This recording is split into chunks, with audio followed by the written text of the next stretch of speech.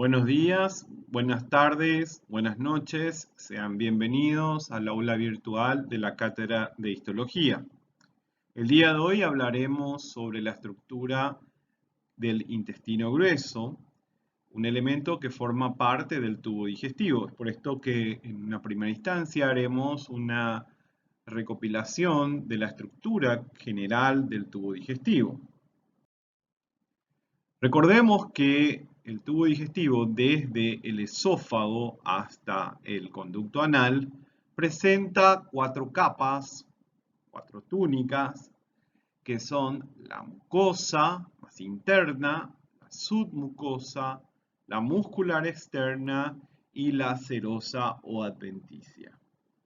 La mucosa es la capa más interna donde se encuentra constituida por el epitelio característico de cada una de las zonas del tubo digestivo, la lámina propia, que está formada por tejido conjuntivo laxo con abundantes células inflamatorias, y una muscular de la mucosa que separa a la mucosa de la submucosa.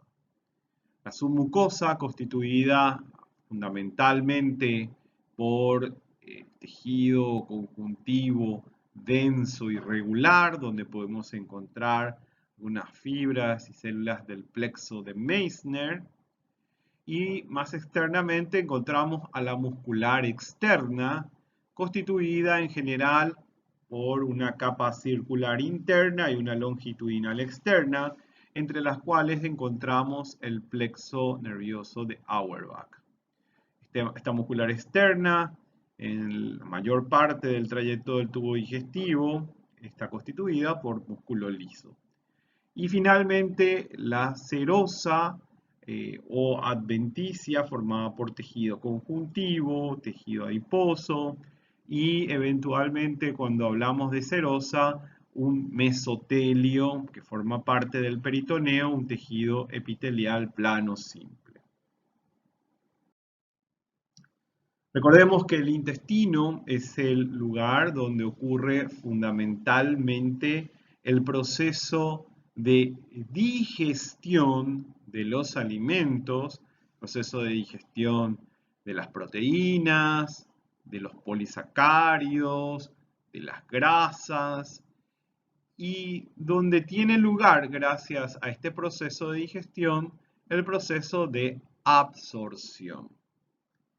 Gran parte del intestino delgado se ocupa de esto. Recordemos que el intestino delgado se encuentra dividido en tres porciones, que son duodeno, yeyuno e ilion, que posteriormente, a través de la unión iliocecal, gracias a una válvula iliocecal, se continúa con el intestino grueso, donde tenemos el ciego, colon ascendente, transverso, descendente, sigmoide, recto y conducto anal. Recordemos que el intestino delgado era la porción más larga del tubo digestivo, donde tenemos estas tres porciones, duodeno, yeyuno e ilion, altamente desarrolladas para fomentar el proceso de absorción de agua, de nutrientes. Prácticamente gran parte del agua que pasa a través del tubo digestivo es absorbido a nivel del intestino delgado. Se absorben diariamente entre 6 a 7 litros de líquido, de 30 a 35 gramos de sodio, medio kilo de proteínas e hidrato de carbono y 1 kilo aproximadamente de grasa. Fíjense el gran poder de absorción que presenta el intestino delgado. Y esto gracias a la estructura que presenta, sobre todo la mucosa. Recordemos que la eficacia está debida a los pliegues circulares, las vellosidades y las microvellosidades que presentan los enterocitos. Estas estructuras fomentan la capacidad absortiva que presenta el intestino delgado. En esta imagen histológica ustedes pueden observar a las válvulas conniventes o pliegues de Kerckring, que son las estructuras que están señaladas en este caso por la letra P, que tienen un eje central constituido por la submucosa y que va extendiéndose hacia arriba y presenta estas estructuras más sencillas que corresponden a las vellosidades intestinales. Cuanto más largo sea un pliegue circular o pliegue de Kerckring, mayor número de vellosidades y por lo tanto mayor número de enterocitos que contienen microvellosidades, lo cual favorece al proceso absortivo. Claro que las válvulas o pliegues de Kerckring son más grandes a nivel del final del duodeno y en el inicio del yeyuno, donde existe mayor tasa de absorción de nutrientes. Y a medida que va pasando a través de las porciones del intestino delgado a nivel del ilion, por ejemplo, los pliegues circulares ya son más bajos, el número de vellosidades intestinales también va disminuyendo, lo cual marca la menor necesidad de absorción de nutrientes. Recordemos entonces, el intestino delgado tiene una gran capacidad de absorción de nutrientes basado en su longitud, la presencia de los pliegues circulares, las vellosidades intestinales y microscópicamente y fundamentalmente por las microvellosidades. Estos pliegues, vellosidades, aumentan el número de enterocitos en contacto con el bolo alimentario, con lo cual aumenta la capacidad de absorción. En esta imagen también podemos reconocer la mucosa. En esta tinción tricrómico podemos ver al colágeno presente en la submucosa señalada con la letra SM. Luego tenemos las capas musculares, circular interna y longitudinal externa. Y por último, la serosa más externamente. Pero nosotros hablaremos fundamentalmente de la estructura que presenta el intestino grueso, ya que en una clase previa ustedes han podido reconocer las características del intestino delgado. El intestino grueso, al igual que el resto del tubo digestivo, presenta 4 capas características, es decir, una mucosa, una submucosa, una muscular y una serosa. Algunas características interesantes son que el colon, la porción en su porción ascendente, transversa, descendente y sigmoides, la longitudinal externa, la capa muscular longitudinal externa, se organiza en 3 gruesas bandeletas que se denominan tenias del colon, que cada tanto se interiorizan hacia la capa interna y de esta manera forman externamente una estructura en forma de bolsas que se denominan austras. Mirando internamente el colon es lisa, ya no se observan válvulas o pliegues circulares en su estructura. A nivel del apéndice cecal y el recto para abajo no hay tenias, la capa longitudinal externa es completa y a nivel del recto en su tercio inferior ya no hay serosa. Estas son algunas características generales que debemos ir recordando.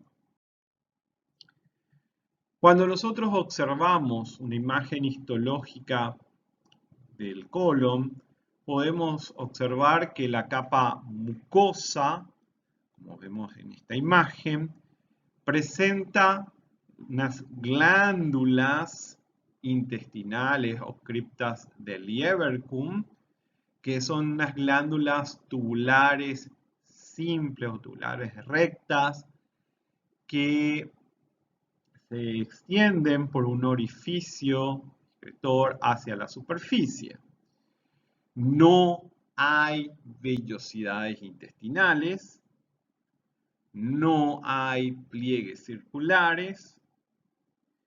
Entre las glándulas vamos a encontrar a una lámina propia con abundante cantidad de células inflamatorias, con linfocitos, neutrófilos, eosinófilos, macrófagos, a más de los fibroblastos característicos del tejido conjuntivo.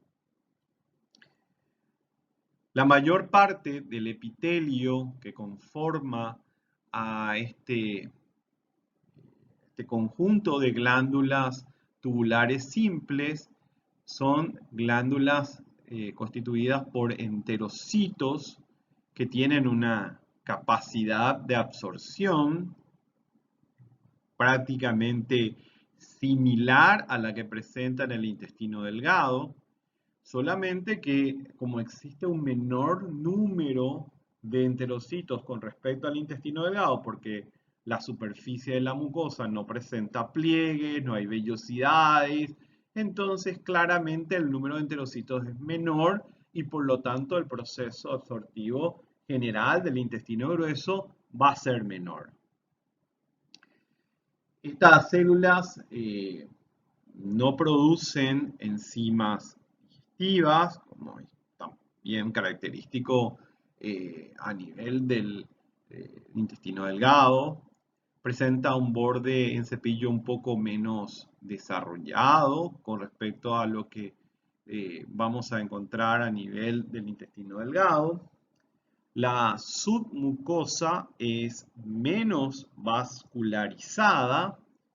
Esto habla también de una menor necesidad. Estas dos últimas características marcan que ya el contenido de sustancias a ser absorbida a nivel del intestino grueso es mucho menor y por lo tanto el número de microvellosidades, de vasos sanguíneos que lleven y transporten aminoácidos, lípidos, monosacáridos, etcétera, debe ser menor.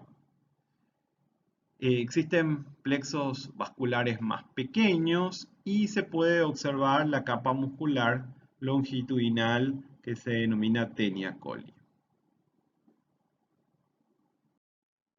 En esta imagen podemos observar que nuevamente vemos a una glándula tubular simple, bien recta, como se refiere en el libro, presenta sus orificios de secreción en la superficie que con una micrografía electrónica pueden ser vistos fácilmente.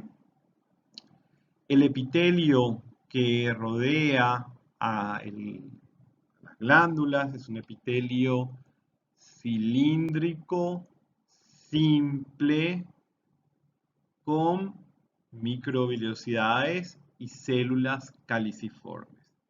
De hecho, tenemos que reconocer que desde el duodeno ha ido aumentando progresivamente el número de células caliciformes. Reconozcamos que a nivel de la primera porción del duodeno no hay células caliciformes, en la segunda porción comienzan a aumentar, así sucesivamente hay mayor proporción a nivel del yeyuno, en el ilion cada vez más, y a nivel del colon podemos observar una gran cantidad de células caliciformes, que prácticamente llegan a una proporción de 4 enterocitos por una célula caliciforme, aunque este número va aumentando progresivamente a lo largo del colon, tanto es así que a nivel del recto podemos encontrar una proporción 1:1. Vemos la lámina propia, un tejido conjuntivo laxo con abundantes células inflamatorias, linfocitos, neutrófilos, macrófagos que van adquiriendo ciertas caracterizaciones a nivel del colon. Y luego vemos que la mucosa está delimitada por una muscular de la mucosa. Entonces tenemos el epitelio, lámina propia, muscular de la mucosa como elementos que conforman a la mucosa intestinal. Recordemos aquí que no hay vellosidades intestinales, no hay pliegues circulares a nivel del colon. En esta imagen podemos observar la pared del colon, podemos observar a la mucosa, a la submucosa, a la muscular externa y finalmente a la serosa. Podemos observar progresivamente que en algunos puntos existe un engrosamiento de la capa muscular externa que se denomina tenia coli, que forma estas cintillas o bandeletas que se encuentran hacia la periferia y se observan como engrosamientos y ayudarían en el movimiento propulsivo a través del colon. Vemos también que estas se extienden hacia adentro y forman unas saculaciones que se observan externamente y se denominan austras. Esta imagen nos muestra que no hay vellosidades intestinales, no hay pliegues circulares, vemos una mucosa donde llama la atención el alto número de células caliciformes. La submucosa está constituida por tejido conjuntivo denso y irregular, aunque pueda haber un infiltrado de tejido adiposo, donde se puede también reconocer a algunos plexos nerviosos y se pueden observar vasos sanguíneos de gran diámetro. La capa muscular externa constituida por músculo liso. Vemos en esta imagen las capas, entonces a recordar, una capa mucosa, submucosa y la capa muscular externa. El epitelio superficial, recordemos, es un epitelio cilíndrico, simple, con microvellosidades y células caliciformes. Podemos encontrar en estas estructuras tubulares, en estas glándulas intestinales, entonces a las células absortivas, a las células caliciformes, podemos encontrar a las células madre que generalmente están en la parte más baja del tercio inferior y medio de la glándula. Podemos encontrar células enteroendocrinas. Lo que no vamos a encontrar en las criptas, en las glándulas del intestino grueso, son las células de Paneth. Recordemos una característica, si nos muestra mayor aumento, la base de una glándula intestinal es que si encontramos células de Paneth, es del intestino delgado. Si no encontramos células de Paneth, por lo tanto, es del intestino grueso. Acá podemos observar a las glándulas intestinales, se ven los poros superiores donde se produce la excreción de las células caliciformes. Vemos que existe un gran número de células enterocitos que tienen una gran importancia en la absorción de agua. Fundamentalmente, también tienen capacidad de movilización de electrolitos con las mismas capacidades que tienen los enterocitos a nivel del intestino delgado. Es muy importante la absorción de agua a nivel del intestino grueso, de modo tal a determinar fundamentalmente la consistencia que presentará el bolo fecal finalmente. Si se produce una menor absorción, Por lo tanto, esa absorción que normalmente es de aproximadamente 1 a 2 litros aproximadamente de agua, es menor que la que presenta el intestino delgado, ciertamente, pero finalmente el responsable está determinando la consistencia final, está siendo determinada por el intestino grueso, por esta característica de absorción final del agua.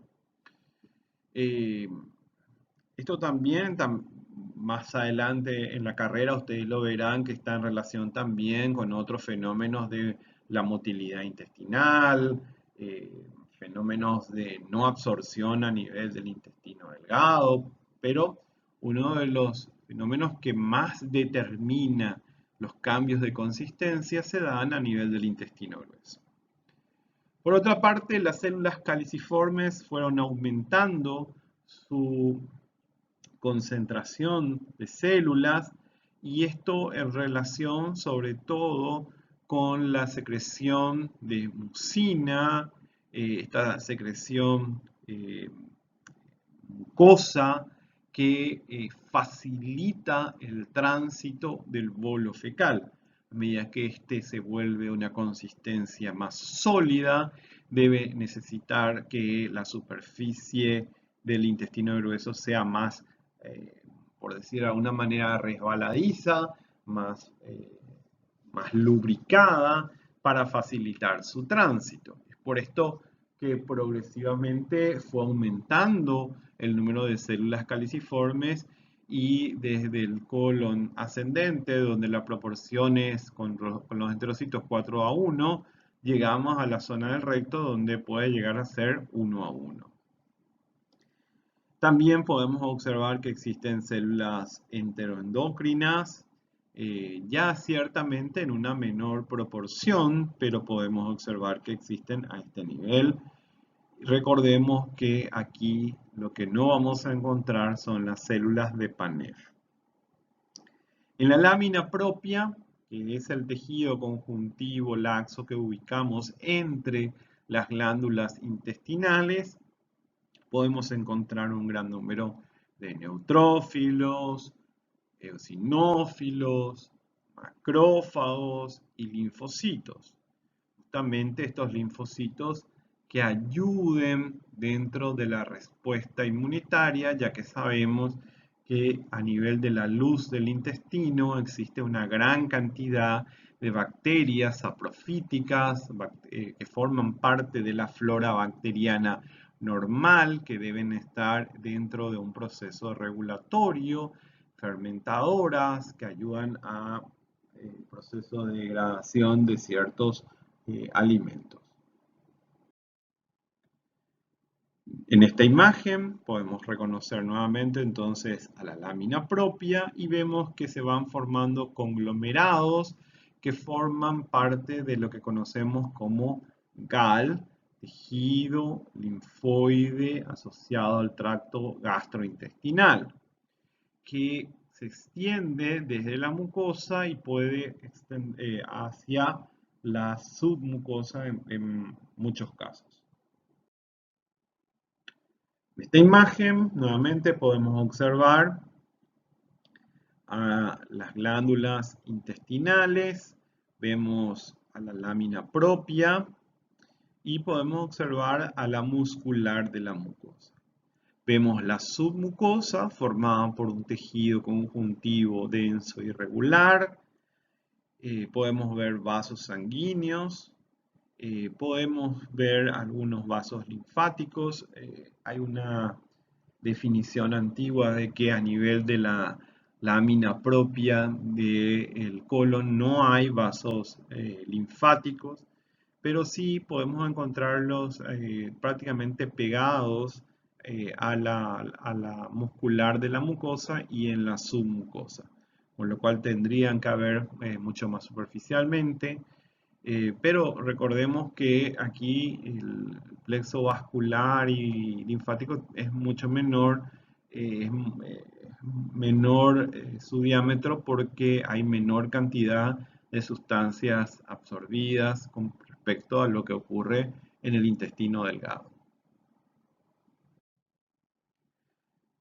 A nivel de la lámina propia, podemos reconocer algunas estructuras muy particulares, como la meseta colágena, que es una gruesa capa colagénica que está entre la lámina basal epitelial y la lámina basal del endotelio de 5 micras de espesor, que tal vez esté regulando el transporte de agua y electrolitos. Como les dije anteriormente, el tejido linfoide está bien desarrollado, sobre todo regulando la flora bacteriana, y existe una vaina fibroblástica pericríptica por debajo de la glándula intestinal que permite la migración a la superficie y diferenciación tal vez de macrófagos. Dijimos que hay una carencia de vasos linfáticos, aunque se los puede observar cercanos a la muscular de la mucosa y en la submucosa. Esta imagen nos muestra una tinción de paz a las células caliciformes y su secreción hacia la superficie dentro de las glándulas intestinales. Podemos ver un corte transversal de una glándula. El asterisco está señalando la luz de la glándula y lo que rodea y está señalado con las letras LP corresponde a la lámina propia que envuelve a cada una de estas glándulas intestinales. Estas glándulas intestinales tienen una tasa de renovación celular determinada por las células madres, igual que la que presenta el intestino delgado. Las células caliciformes y las células enterocitos se recambian aproximadamente cada 6 a 7 días y las células enteroendocrinas sí tienen una tasa de renovación mucho más lenta de aproximadamente unas 4 a 6 semanas. Esta es una micrografía electrónica del colonocito, del enterocito ubicado a nivel del intestino grueso o colon, donde podemos observar que sus microvellosidades son más cortas, pero presenta un gran número de microvellosidades, lo cual habla de una tasa de absorción a nivel del intestino grueso, un núcleo basal, la presencia de pliegues intercelulares interdigitantes necesarios para poner en marcha ciertas bombas de sodio, potasio, ATPasa con mitocondrias a ese nivel y que está relacionado con la capacidad de absorción de agua, sobre todo a este nivel.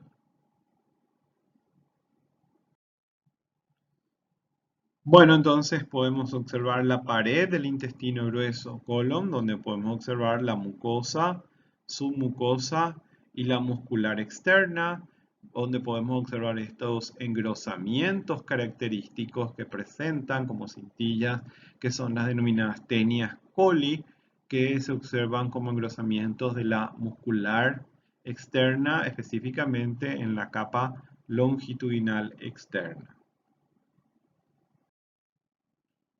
Nuevamente observando las diferentes partes, eh, recordando que entre las dos capas existe un plexo mientérico o plexo de Auerbach.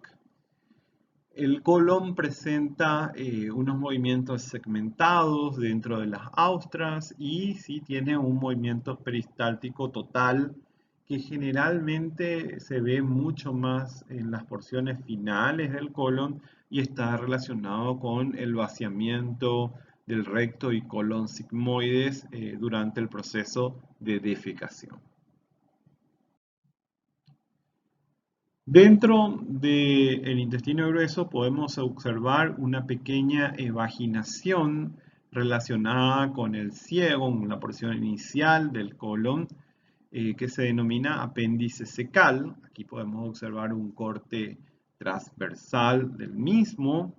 Vemos que tiene características similares al colon, no tiene vellosidades, no tienen pliegues circulares, tenemos característicamente las criptas del hierro con glándulas intestinales, con un epitelio cilíndrico simple, con células caliciformes, y lo llamativo es la presencia de estos nódulos linfoides que ocupan tanto la mucosa como la submucosa, e inclusive en algunos puntos se puede ver que las células empujan a la capa muscular.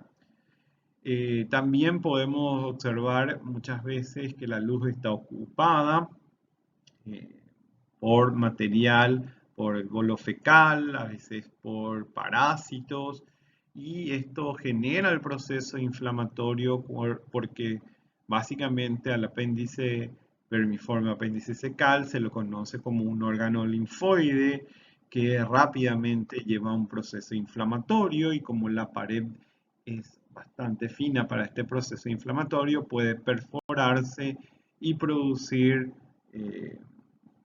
primero por la inflamación en una apendicitis y luego por su perforación una peritonitis. Acá podemos observar más de cerca la luz ocupada, en este caso por material del bolo fecal, más células inflamatorias y sangre. Y podemos ver en este caso a las glándulas intestinales, el infiltrado desde la mucosa hacia la submucosa de nódulos linfoides, folículos linfoides secundarios con una zona de casquete, un centro germinativo característico. Una característica no nombrada en nuestro libro, pero que ya en los libros clásicos habla de una particularidad del apéndice secal, es que las glándulas intestinales en algunos casos pueden contener todavía a las células de Paneth, pero sería la única porción eh, de todo el intestino grueso, si podemos hacerlo parte del intestino grueso, que contiene todavía células de Paneth, pero sería una excepción, ya que muchos no consideran como parte propiamente del intestino grueso al apéndice secal, ya que es una estructura, como dice su nombre, apendicular, accesoria al mismo. Vamos a hablar ahora finalmente del recto y el conducto anal. Vemos que a esta parte final ya ha desaparecido las peñas. Vemos que a nivel de la porción del recto y parte del conducto anal se ven algunos plegamientos característicos eh, que se ven en la superficie. Estos plegamientos se denominan columnas anales, que se ven ya desde más en la porción del conducto anal, con unas zonas de depresión que se denominan senos anales, y podemos reconocer que en el canal anal encontramos tres porciones o tres zonas, ya que esta es una zona de transición en el proceso de formación del intestino. Vamos a reconocer que el intestino grueso se origina a partir del endodermo, mientras que la porción más externa del canal anal se origina a partir del ectodermo. Son dos hojas germinativas diferentes, con capacidades de formación de epitelios diferentes, que se fusionan durante el proceso de formación del tubo digestivo, y esto determina esta zona de transición que observamos aquí. Por eso en la zona del canal anal podemos reconocer una zona colorectal, una zona de transición anal y una zona con un epitelio estratificado o escamoso. En el recto, recordemos que se pueden observar las mismas características. Lo llamativo es la presencia de un mayor número de células caliciformes para aumentar la secreción de moco a la superficie, y esto puede llegar a ser 1 a 1 la proporción con respecto a los enterocitos. Puede llegar a verse ciertos plegamientos que van determinando, como les había dicho, las columnas tanto a nivel rectal como a nivel del conducto anal. Estos pliegues longitudinales o columnas anales son más prominentes a nivel del conducto anal, y entre los mismos existen unas depresiones denominadas senos anales. Vamos a ver tres zonas a nivel del conducto anal. Vamos a ver la zona colorectal, con un epitelio de tipo rectal, es decir, un epitelio cilíndrico simple con células caliciformes. Una zona de transición donde podemos encontrar un epitelio cilíndrico estratificado, y una zona pavimentosa, camosa, como quieran denominarla, con un epitelio plano estratificado no queratinizado. La muscular de la mucosa desaparece a la altura de la unión anorrectal. La capa circular de la muscular se convierte en el esfínter anal interno, y el esfínter anal externo ahora va a estar proporcionado por el músculo estriado del periné, de ahí su carácter voluntario. Las glándulas anales mucosas de secreción mucosa aparecen en la submucosa, y a nivel del orificio perianal podemos encontrar algunas glándulas apócrinas que en otros animales son la expresión de la liberación de feromonas. Acá podemos observar nuevamente la zona de transición del conducto anal, con una zona colorectal de transición anal y una zona escamosa. Aquí podemos observar en la micrografía óptica la zona de colorectal, donde vemos un epitelio característico con las glándulas intestinales. Se ve todavía parte de la muscular de la mucosa aquí, y cómo termina y ya no se continúa para más adelante. El músculo de la capa externa que se convierte en el esfínter anal interno, y vemos la zona de transición hasta tener un epitelio plano estratificado característico de esa zona. Bueno, esto es lo que quería referirles entonces con respecto a el intestino grueso. El área del chat de la plataforma está disponible para cualquiera de sus preguntas. Vamos a ir respondiendo, y también durante las prácticas cada uno de los instructores estamos dispuestos a ayudarles en la comprensión de este capítulo. Muchas gracias, nos vemos en la próxima.